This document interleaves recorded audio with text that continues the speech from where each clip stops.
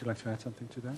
Is it the case that when you are moving through towards the more subtle objects, that you always start with the body, or can you push that aside and go directly to the more subtle form? Yes. Yeah, it is conceivable that you can jump onto a subtle object. Yeah. And the awareness of the body, is it to focus on your breathing is one thing, but is there something like a global awareness of the body, a kind of overall experience of the body that is important, rather than focusing on one thing?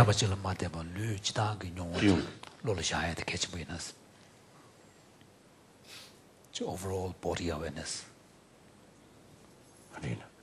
I don't know. I'm just okay.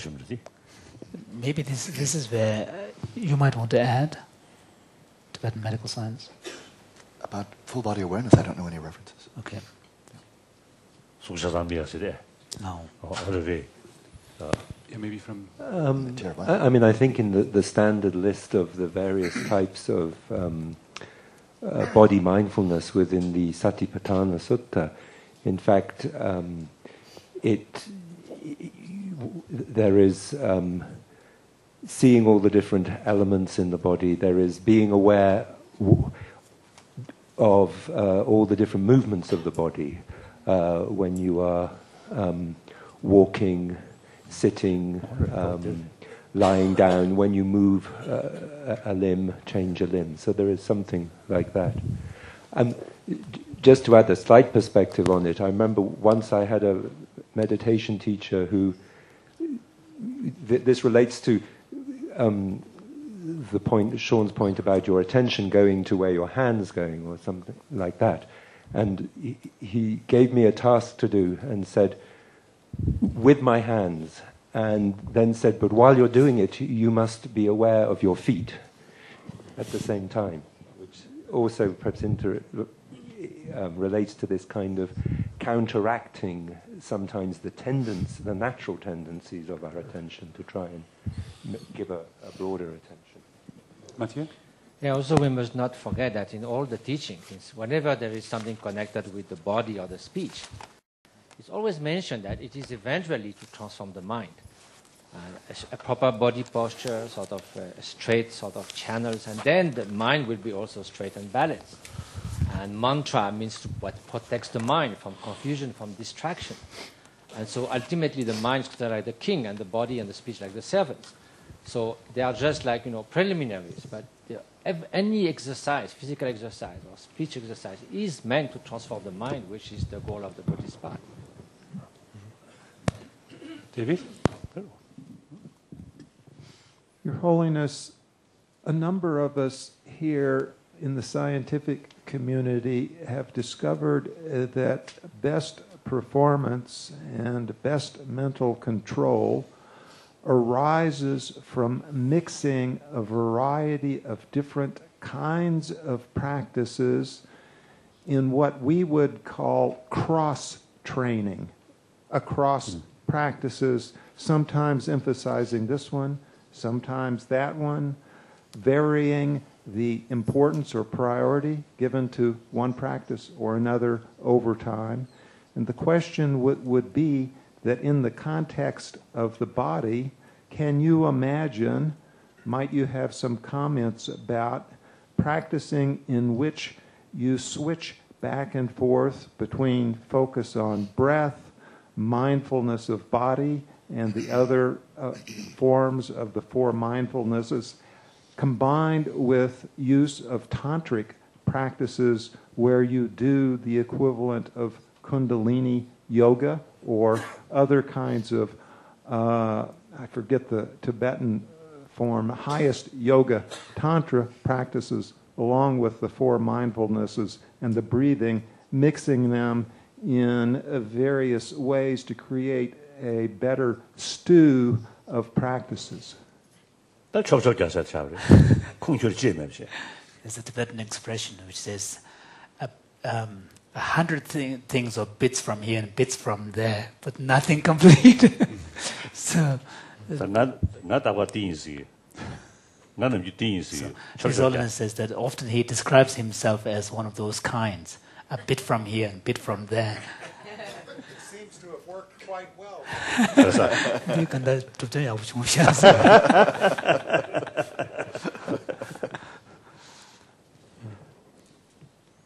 Of course, this is, I think, not appropriate. But now, since you see, I think, very serious. So, my own sort of daily practice is concerned now. Of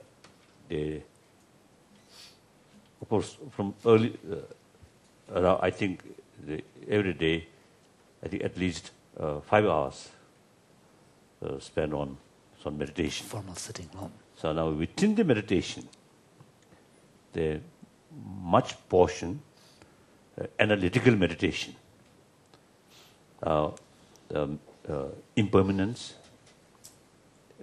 and then my emphasis is the ultimate reality. Start, what is I? What is self? You can't find. Obvious. Then through that way, all phenomena of Buddha, our ultimate Kasada, teacher. If we investigate what is Buddha, you can't find. But that sort of absence of Kasada, I mean, why we cannot find? The very way our investigation is not because of content. So the fact that when we search, when we kind of follow after our terms and search for some kind of reference to our terms, we are moving beyond the framework of everyday convention, that we are not, we are not contented by the boundaries of everyday convention. So the fact is just dependent, no absolute. Without sort of content, the relative, try to know the ultimate sort of absolute. You can't find, because there's no absolute. So that's the way, the non-self theory or absence of independent existence. That one of my favorite sort of practice. And also that's the basis of the deity yoga, visualization of oneself as a deity. Without that practice, they visualize oneself as a deity is foolish, meaningless, right? Stupid. So first, you must develop the basis of these practice. So that's the understanding of the emptiness, or something like space. One space there, then you can build something. So that's one of my main sort of the practice for meditation. So I think in 5 hours, not continuously, I can't. My mind always goes, yeah.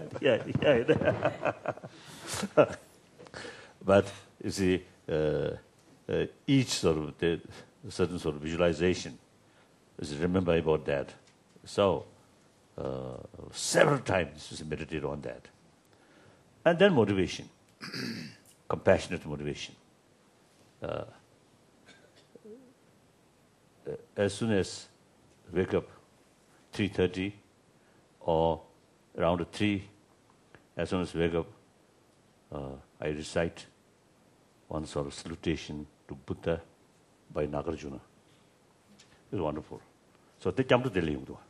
So there, this is the form of taking refuge in the Buddha. Yeah. And then the very purpose of taking refuge, Buddha, is serving for others. Your life, your very existence should be something meaningful. Just take oneself. Animals also do that. Nothing special. We have such wonderful intelligence. We must utilize this intelligence maximum way. So thinking more about well-being of other, your well-being automatically comes. Think oneself well-being, even one's own well-being will not achieve. Too much anxiety, too much worry. No use. Think more about this entire sentient being's well-being. It's immense sort of benefit. Of course, still mind because of that experience is very, very small, just a beginner. Even then, immense benefit. So, combination. Because of the wisdom or understanding of ultimate reality, in a way, nothingness or zero create basis of 10, 100,000, 100,000 like that. So without a zero, you can't build that way, is it? So that's Buddhist way. I'm Buddhist, so I practice that way. And then meantime, the impermanence also come. The mindfulness, mindfulness of body, all of these come together. Like that. But so far, solo parmonyo. So up to now, he's always saying, up to now, fortunately, as a result of meditating on impermanence, it didn't lead to the psychological problems this monk had. Yesterday I mentioned, you see. That's translation. Thus far, no nervous breakdown. So, and also, you see, the thinking about the suffering, or third level of suffering of other. That to me is most effective. Just seeing other suffering, first level, then even animal. One of their own companion is to suffer. The rest showing some concern. That is not karota. That does not satisfy the uniqueness of the human heart. This intelligence, we have the ability, to think deeper way, suffering nature. That automatically bring question or curiosity, whether there is possibility to eliminate the suffering or not. Then that immediately because of the interest, what's the causes of that? If causes of suffering can eliminate, then automatically because of suffering can eliminate. Otherwise, no use, forget, and take rest, sleep. And alcohol, better. I think alcohol, maybe alcohol. Drugs. Once you find some sort of purpose, some goal, and as a result of this initial practice, immense benefit in terms of peace of mind. And that immense benefit, well-being of physical. So, I think it is wise to think that way, rather than I something. That is foolish. No. Oh, sorry. So with this jewel of personal advice, we take lunch. Yes, lunch more important than meditation. Since everything depends on this body, so fuel of this body's energy is very, very important. Thank you. Thank you, Your Highness.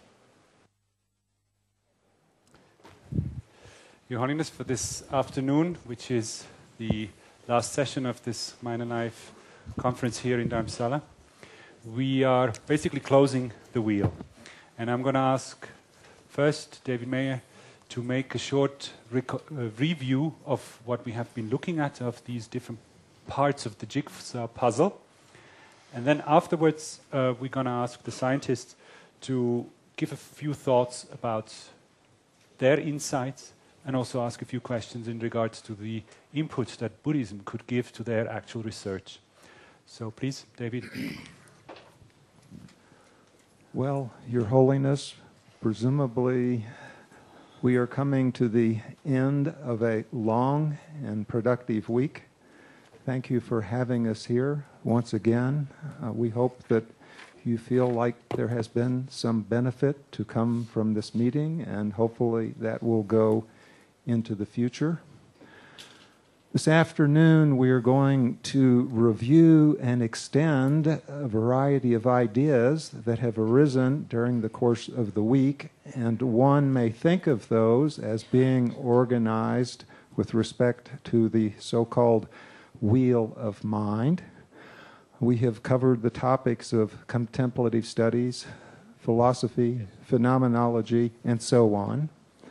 In particular, Anne Treisman has introduced us to the scientific study of attention and the modes of attention, including focused and distributed. She has told us also about how important processing can take place outside of awareness in the absence of attention, and she has talked a bit about the neural mechanisms that enable all of this. Alan Wallace, to complement Anne, has presented us in detail with a variety of Tibetan Buddhist meditation techniques for training the attention, and he has especially emphasized the importance of taking into account not only a third-person scientific perspective, but also a first-person contemplative perspective as we move forward in our science. Rupert Gethin, further complimenting Alan, has told us about the Theravadan Buddhist analysis of these matters and explained to us a variety of mental factors which are relevant for understanding and exploring attention and memory. Subsequently, we moved on to further scientific research, and in particular, Adele Diamond has explained the crucial importance of executive control in children and told us about a number of exciting new training programs developed in the West for improving that. Amishi Jha explained some of her research on mindfulness training and its effects in a variety of interesting populations, including medical students, for the improvement of attention and working memory capacity, which then led from attention and memory per se to a consideration of the relationship between emotion, attention, and memory, as described for us by Liz Phelps. And in particular, she pointed out the absolutely crucial role that emotion plays in what happens to attention, drawing attention one place, taking it away from other places, which again re-emphasizes what you have said all along, that emotion is the key aspect to consider here, and that's what in the end we will care most about, and its relationship to compassion.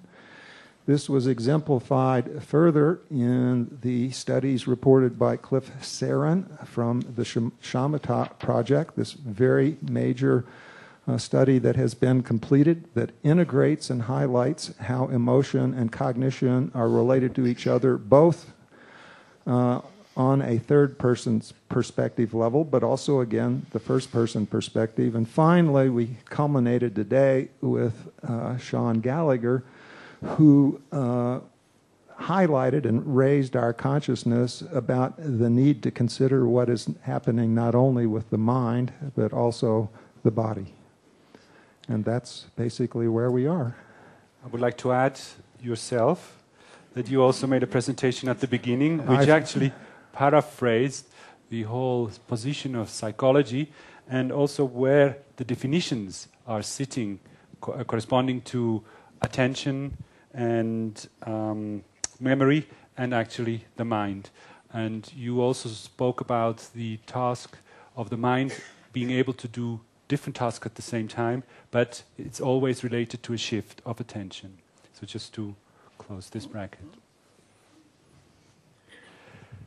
Now, I would like to ask one of the persons to sort of look at the impact that this meeting has had on your understanding, both of your research and also what are the inputs from the Buddhist side that you could sort of see for your research to be relevant.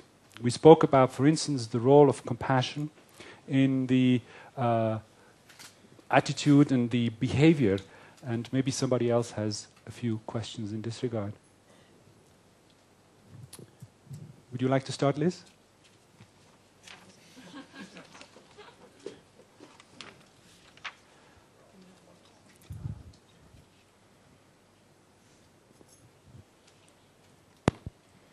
So one question I had is about the Buddhist perspective on the relationship between attention and emotion.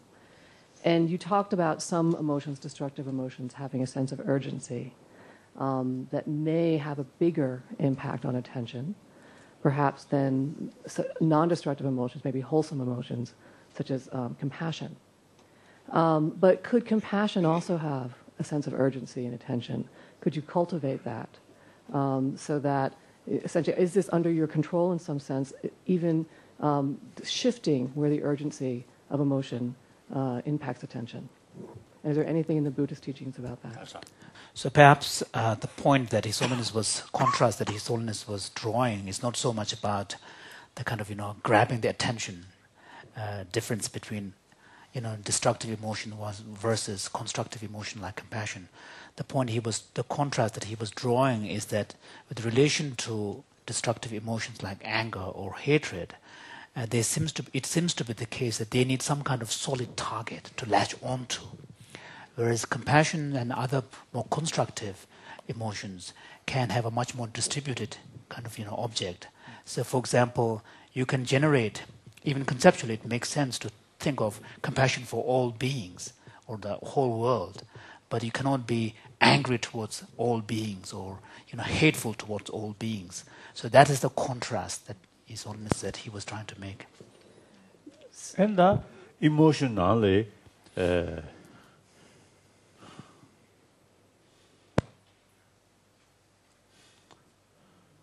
shirb nyumonje. Tizuda ya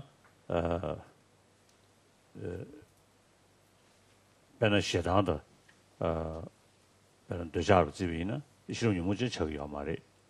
그다 따오르기 nyumodidi 패지 숙체요. 그 내가 당난 장수고 요래. 내가 당난 데서 미국 치라고지 가 숙숙숙셔야 돼. 델리 개와요.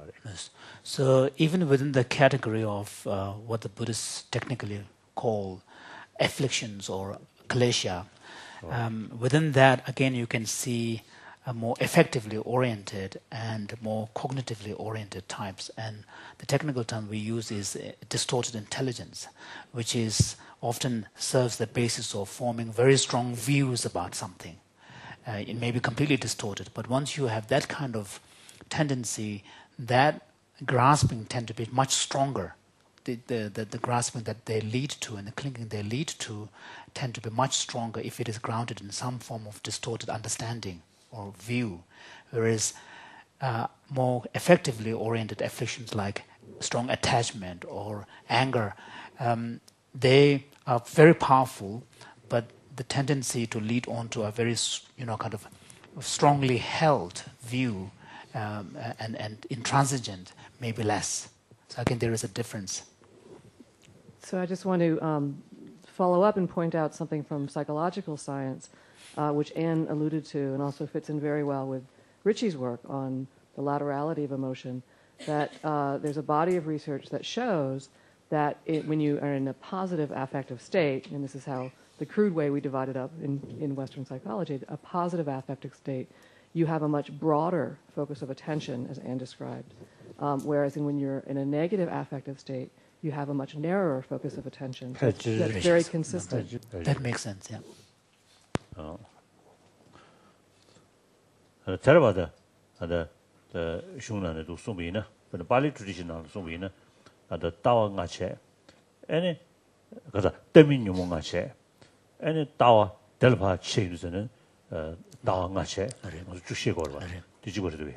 So His Holiness just Tawa the Domin Kavak the Shield.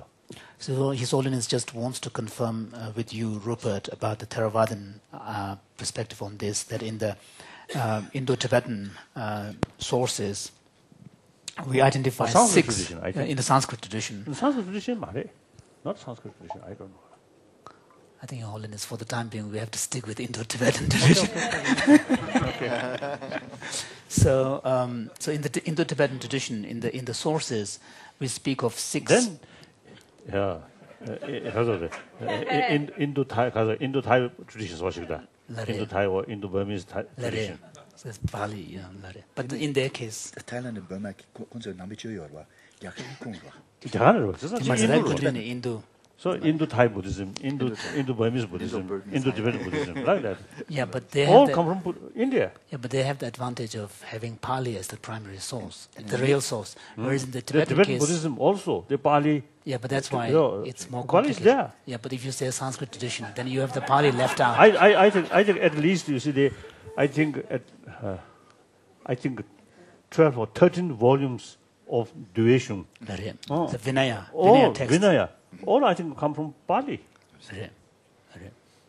So His Holiness just wants to confirm with you, Rupert, that in the Tibetan sources we have 6 root afflictions. 갈려도 돼. 말 배우지. 아주 배우지. Sanskrit traditions는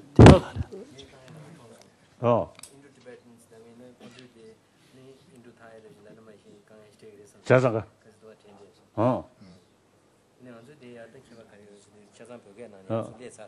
말다 코나 좀 tukkange shitayo mara kaisa kunzu neden deba nyanyarwa theravada slashan bedigoro machu tsunango de mayalam nan tigyo mare sarvasdi wadalam nan tigyo mare machu kange cheyo neden deba kunde gyakaran na kunde gyakaran re ine kona zu neden deba zangzang yinza theravada sladde shitayo machu but Indo-Tibetan can include Theravada. That's what I'm saying. It can. Because it grew in India and then spread elsewhere.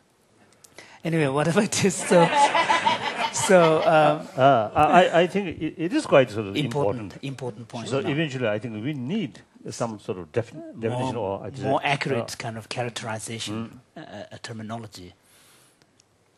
So according now Pali tradition or Theravada tradition. His Holiness's question is that there is this recognition of 6 root afflictions, and out of which 5 are non-view, and 1 is the view type, drishti or diti.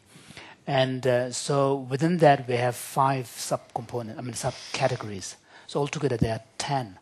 So His Holiness is wondering whether that list is similar in the Theravada tradition. So you have the 6 root afflictions, out of which Mahavibhasha doesn't exist in Pali, does it? No. No. You have to remind me what the Geshes will have to know. Yes. So what you the have 6 are. Drishti is one of the 6. Drishti is so if you have attachment or whatever, loha, aversion or anger, and delusion or moha, and then arrogance or pride or conceitedness, mana. And then doubt, afflicted doubt, and then the view. Yeah. So these are the 6 root afflictions, and within the drishti, there are 5 of them. 5 of them are considered part of drishti, you mean? So yeah, 5 that's sub. correct. Yeah. So it includes, I don't know the Sanskrit terms, but for example, you have, say attachment, aversion, delusion or ignorance, pride or conceitedness, and then afflicted doubt, and then view. Afflicted doubt and view. So these are the 6. I mean, I think in simple terms, it is very similar. But the same words and terminology is used. But I think the subtle dynamics of these 6 may be slightly different. It would need kind of experts from Theravada Abhidharma side, and is this Abhidharma Samuchaya or we're not both? Sure. Okay, same. It's the same. Yeah. It would need more discussion, but there's a lot of common ground.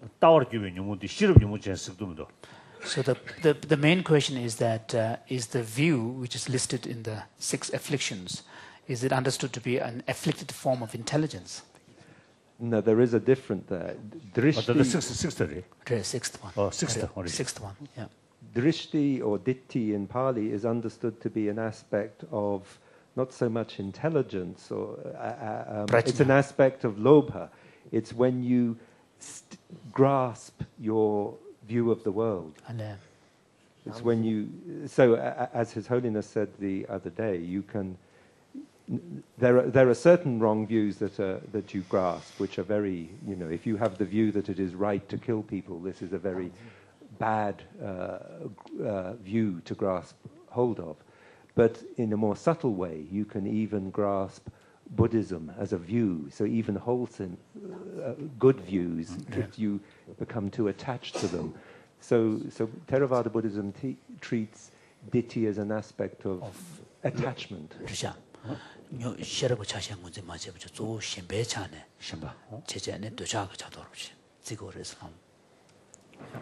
Mathieu? Just to emphasize on what Izane said about some emotion having an immediate and urgency aspect, some long-lasting. Izane also made a point about attuned or not to reality, that maybe we just say one word. The reason why those who burst all of a sudden, like anger or obsession, they have a tendency linked with attention to distort reality and see something as 100% desirable or 100% despicable. And so therefore they are at odds with reality, and they are also short-lasting. Now compassion, of course, is in the longer term, all those constructive emotions, and at the same time they are based on reality, recognizing interdependence, recognizing the aspiration of every sentient beings to be happy and so forth. So it's also linked with attention, because the proper attention ascertains reality, and when destructive emotions come in the picture, obscuring emotion, they distort reality, so that mixture happens. You want to respond to that, and then we pass on to... I was just briefly, I don't want to continue, I know we have lots of questions to get to, but to say, I think that's very similar to the psychological research on perspective, which can have a profound impact. This is sort of another form of what we might call emotion regulation, the perspective that you come at a situation with, not just after you encounter the stimulus and have to change your response, but the perspective that you approach the situation with can have a profound impact on the subsequent emotional response and the attentional processes and a whole stream of cognitive functions down the road. So one important distinction that is drawn in the... Not destructive emotion, not wholesome. Wholesome and unwholesome emotions. One distinction that is drawn is to take partly on what Mathieu was pointing out. And this is primarily from the perspective of the middle way philosophy school. Nagarjuna. Particularly in the writings of Nagarjuna, there is an understanding that all forms of afflictions, mental afflictions, that arise as a result of some initial kind of distorted application of attention, attending to some distorted characteristics. And so, therefore, these afflictions are by their very nature distorted in relation to reality. Whereas if you contrast them to more wholesome mental states like faith and trust and and wisdom and compassion and so on, then although in the arising of these more wholesome states of mind, some form of interpretation, evaluation may occur. In fact, the application of the two faculties that Rupert was talking about. So,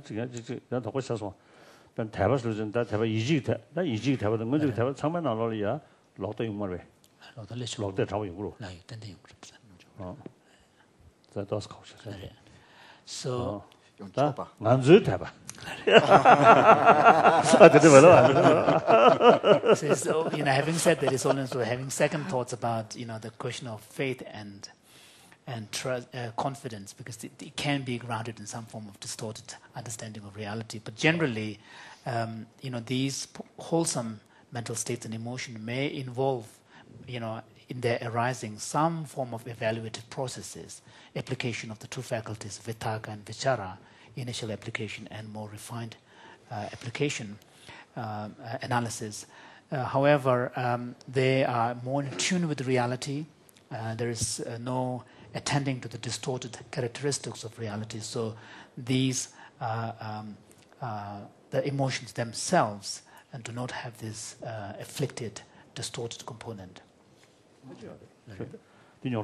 So it's a very complicated question, partly because in the Buddhist tradition, depending upon what perspective or philosophical standpoint you adopt, what may seem to be a veridical state of mind in one context need not necessarily be veridical from the perspective of another understanding of reality. So it's a very complicated